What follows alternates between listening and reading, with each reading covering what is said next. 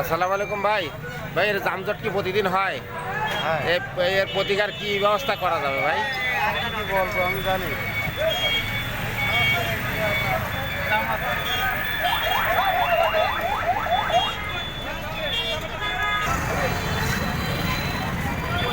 আসসালামু আলাইকুম ভাই। ভাই এর যানজট সম্বন্ধে কি একটু কিছু বলেন আমাদের। প্রচন্ড জ্যাম হচ্ছে। ভাই জাম হচ্ছে তো এর নিরসন হবে না ভাই? এ কি প্রতিদিন হয়? এ কি প্রতিদিন হয় এরকম? হ্যাঁ, প্রতিদিন। প্রতিদিন নাই রোজার কয়দিন?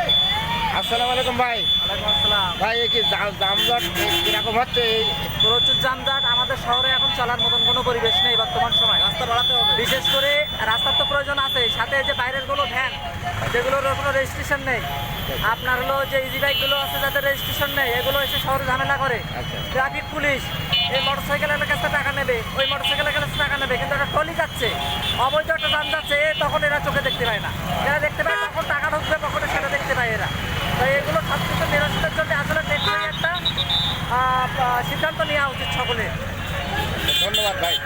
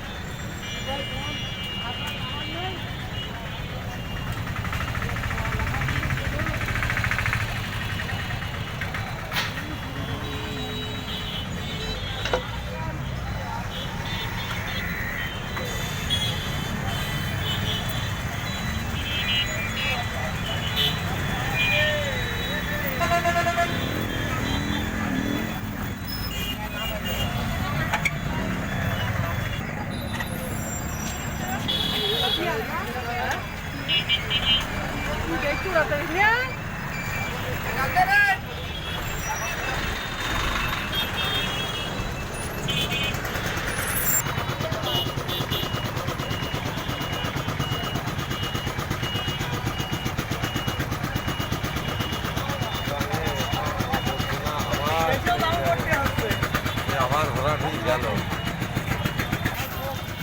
আসসালামু আলাইকুম ভাই। ওয়ালাইকুম ভাই আসসালাম। আপনার নাম কি? আমার নাম সবুজ কবিরাজ। আপনার বাড়ি কোথায়? বাড়ি বালিথা আল্লাহ।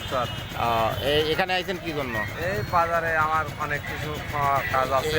এই যে যানজট সম্বন্ধে যদি আমাদের কিছু বলতেন। এরকম কি প্রতিদিন হয়? এই জামজাট সবসময় এরকম প্রত্যেক দিন আমার তো দেখা দেখতেছি। ট্রাফিক পুলিশে কোনো এ করতে পারছে না? ট্রাফিক পুলিশে জাম ঠিক করিয়ে পাচ্ছে না, মানে তাদের বিরক্ত হয়ে যাচ্ছে। তারা সবসময় যেভাবে গাড়ি ঘোড়া বেড়ে গেছে না? গাড়ি ঘোড়া প্রচণ্ড বেড়ে গেছে, মানে এত সুন্দর, মানে এত বাড়ি গেছে যে গাড়ি আমি আগের বারও এখান থেকে এলাম, তারপরও দেখছি যে গাড়ি ঘোড়া জাম, ট্রাফিকরা অতিরিক্ত কষ্ট আসছে, অতিরিক্ত জামে মানে ছড়াতে পারছে না।